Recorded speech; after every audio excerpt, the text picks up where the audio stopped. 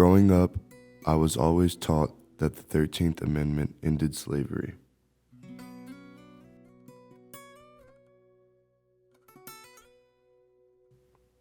But that is not the history I know. I am from southern Louisiana and have been exposed to systematic injustices my whole life. My mother works in criminal defense in New Orleans, so I grew up in a household that was very aware of the injustices in our criminal justice system, particularly with a prison called Angola. In the heart of my state lies Louisiana State Penitentiary, also known as Angola State Prison, a place steeped in a history of exploitation and injustice. Once a plantation worked by slaves, Angola has evolved into a modern-day symbol of systematic oppression, a place where the echoes of the past still reverberate through the halls of incarceration. The story of Angola begins long before its designation as a penitentiary.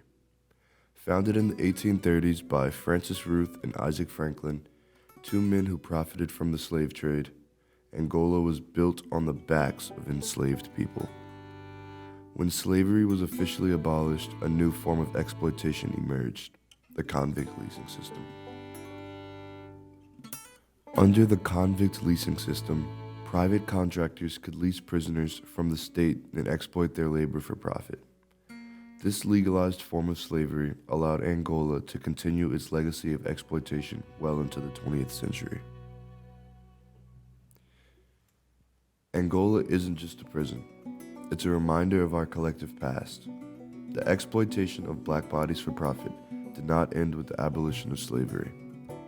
It evolved into something more subtle.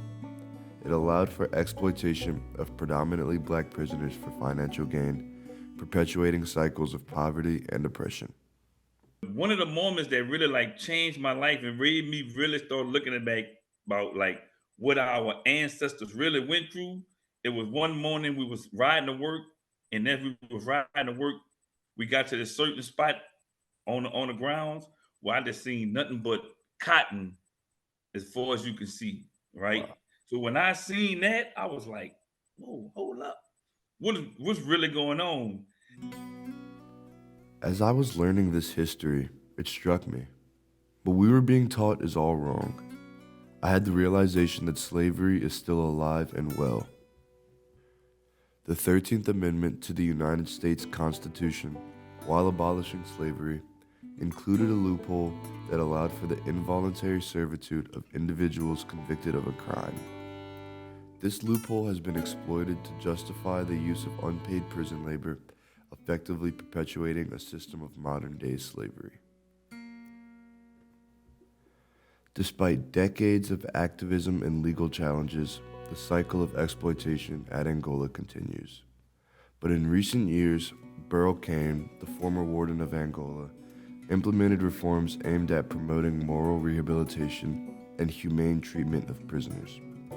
Through initiatives focused on spirituality and education, Cain sought to transform Angola from a place of despair to one of redemption.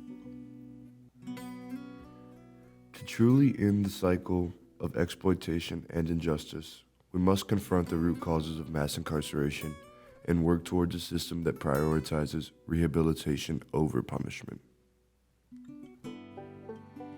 The reality is that the injustice of slavery still exists in places like Angola.